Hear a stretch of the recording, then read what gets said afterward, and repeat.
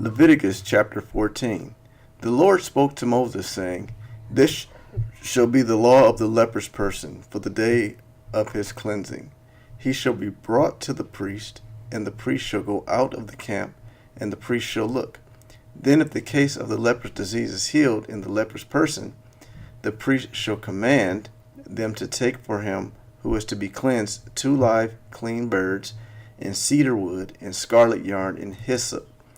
And the priest shall command them to kill one of the birds in an earthenware vessel, over fresh water. He shall take the live bird from the cedar wood and the scarlet yarn and the hyssop, and dip them and the live bird in the blood of the bird that was killed over the fresh water. And he shall sprinkle it 7 times on him who is to be cleansed of the leprous disease. Then he shall pronounce him clean, and he shall let the living bird go in the open field. And he who is to be cleansed shall wash his clothes and shave all of his hair, and bathe himself in water, and he shall be clean. And after that he may come into the camp, but live outside his tent 7 days. And on the 7th day he shall shave off all his hair from his head, his beard, and his eyebrows.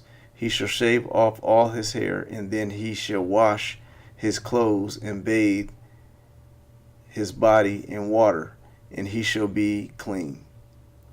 And on the 8th day he shall take 2 male lambs without blemish, and 1 ewe lamb a year old without blemish, and a grain offering of 3/10 of an ephah of fine flour mixed with oil, and 1 log of oil. And the priest who cleanses him shall set the man who is to be cleansed in these things before the Lord at the entrance of the tent of meeting. And the priest shall take 1 of the male lambs and offer it for a guilt offering, along with the log of oil, and wave them for a wave offering before the Lord. And he shall kill the lamb in the place where they killed the sin offering and the burnt offering, and the place of the sanctuary. For the guilt offering, like the sin offering, belongs to the priest. It is most holy. The priest shall take some of the blood of the guilt offering, and the priest shall put it on the lobe of the right ear of him who is to be cleansed, and on the thumb of his right hand, and on the big toe of his right foot. Then the priest shall take some of the log of oil, and pour it into the palm of his own left hand, and dip his right finger in the oil that is in his left hand, and sprinkle some oil with his finger 7 times before the Lord. And some of the oil that remains in his hand the priest shall put on the lobe of the right ear of him who is to be cleansed, and on the thumb of his right hand, and on the big toe of his right foot, on the top of the blood of the guilt offering.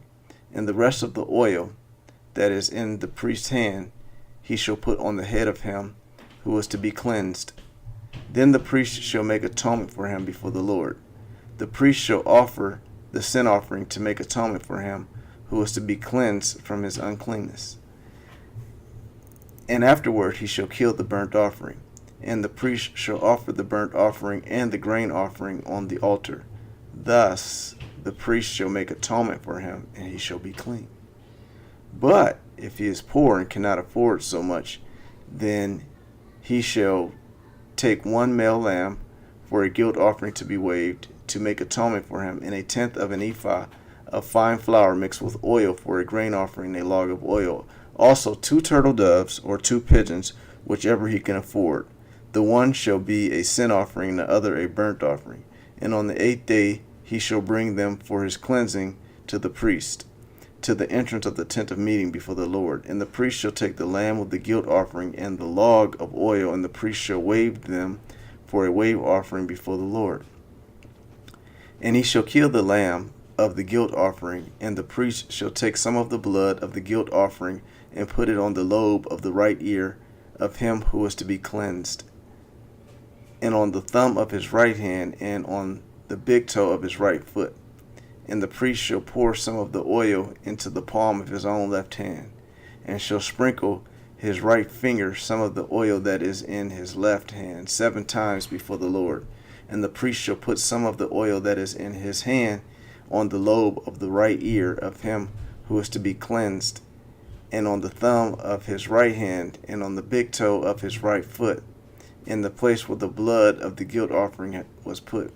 And the rest of the oil that is in the priest's hand he shall put on the head of him who is to be cleansed, to make atonement for him before the Lord. And he shall offer of the turtle doves or pigeons, whichever he can afford, one for a sin offering, and the other for a burnt offering, along with a grain offering. And the priest shall make atonement before the Lord for him who is being cleansed.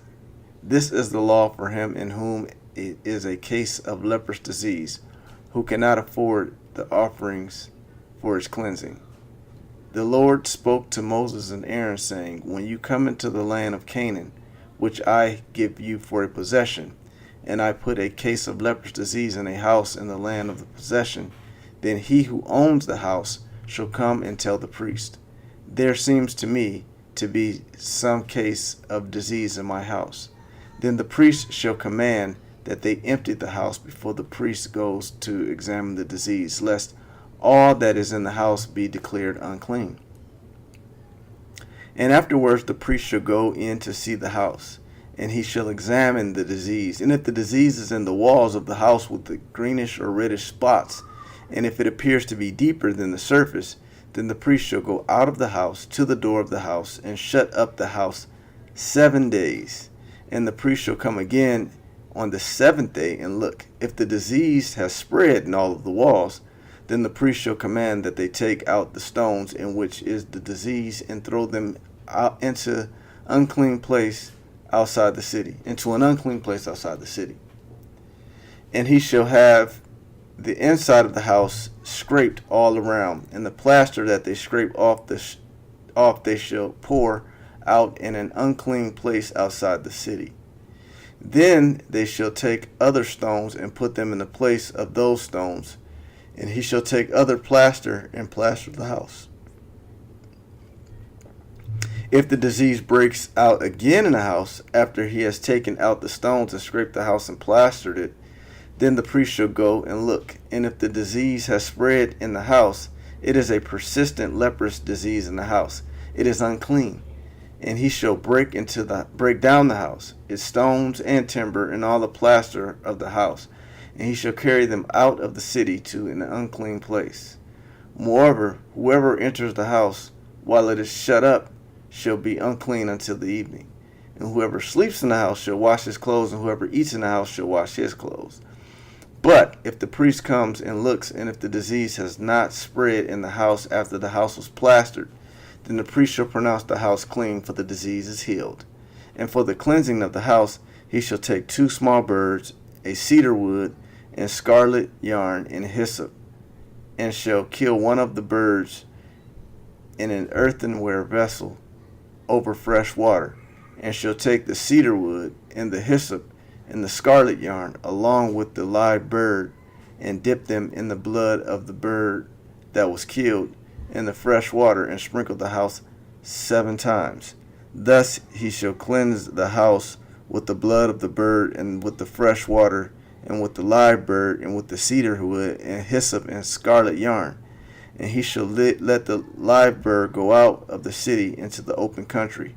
So he shall make atonement for the house, and it shall be clean. This is the law for any case of leprous disease, for an itch, for leprous disease in a garment or in a house, and for a swelling or an eruption or a spot, to show when it is unclean and when it is clean. This is the law of leprous disease. Mark chapter 6, verse 30 through 56. The apostles returned to Jesus and told him all that they had done and taught. And he said to them, Come away by yourselves to a desolate place and rest a while. For many are coming and going, and they had no leisure even to eat. And they went away in the boat to a desolate place themselves. Now many saw them going and recognized them, and they ran there on foot from all the towns, and got there ahead of them. When he went ashore, he saw a great crowd, and he had compassion on them, because they were like sheep without a shepherd. And he began to teach them many things. And when it grew late, the disciples came to him and said, "This is a desolate place, and the hour is late. Send them away to go into the surrounding countryside and villages and buy themselves something to eat." But he answered them, "You give them something to eat." And they said to him, "Shall we go and buy 200 denarii worth of bread and give it to them to eat?" And he said to them, "How many loaves do you have? Go and see." And when they found out, they said, 5 and 2 fish. Then he commanded them all to sit down in groups on the grass. So they sat down in groups by hundreds and by fifties. And taking the 5 loaves and the 2 fish, he looked up to heaven and said a blessing and broke the loaves and gave them to the disciples to set before the people. And he divided the 2 fish among them all. And they all ate and were satisfied. And they took up 12 baskets full of broken pieces and the fish. And those who ate the loaves were 5,000 men. Immediately he made his disciples get into the boat and go before him to the other side of Bethsaida, while he dismissed the crowd. And after he had taken leave of them, he went up on the mountain to pray. And when evening came, the boat was out on the sea, and he was alone on the land. And he saw that they were making headway painfully, for the wind was against them. And about the 4th watch of night, he came to them walking on the sea. He meant to pass by them, but when they saw him walking on the sea, they thought it was a ghost. And he cried out, for they all saw him and were terrified. But immediately he spoke to them and said, "Take heart, it is I. Do not be afraid." And he got into the boat with them, and the wind ceased. And they were utterly astounded, for they did not understand about the loaves, but their hearts were hardened. When they had crossed over, they came to land at Gennesaret and moored to the shore. And when they got out of the boat, the people immediately recognized him and ran about the whole region and began to bring sick people on their beds to wherever they heard he was. And wherever he came in the villages, cities, or countryside, they laid the sick in the marketplaces and implored him that they might touch even the fringe of his garment. And as many as touched it were healed. Psalm chapter 40, verse 1 through 10. I waited patiently for the Lord. He inclined to me and heard my cry. He drew me up from the pit of destruction, out of the miry bog, and set my feet upon a rock, making my steps secure. He put a new song in my mouth, a song of praise to our God. Many will see and fear and put their trust in the Lord. Blessed is the man who makes the Lord his trust, who does not turn to the proud, to those who go astray after a lie. You have multiplied, O Lord my God, your wondrous deeds and your thoughts toward us. None can compare with you. I will proclaim and tell of them, yet they are more than can be told. In sacrifice and offering you have not delighted, but you have given me an open ear. Burnt offering and sin offering you have not required. Then I said, Behold, I have come. In the scroll of the book it is written of me, I delight to do your will, O my God. Your law is within my heart. I have told the glad news of deliverance in the great congregation. Behold, I have not restrained my lips. As you know, O Lord, I have not hidden my deliverance within my heart. I have spoken of your faithfulness and your salvation. I have not concealed your steadfast love and your faithfulness from the great congregation. Proverbs chapter 10, verse 11 through 12. The mouth of the righteous is a fountain of life, but the mouth of the wicked conceals violence. Hatred stirs up strife, but love covers all offenses.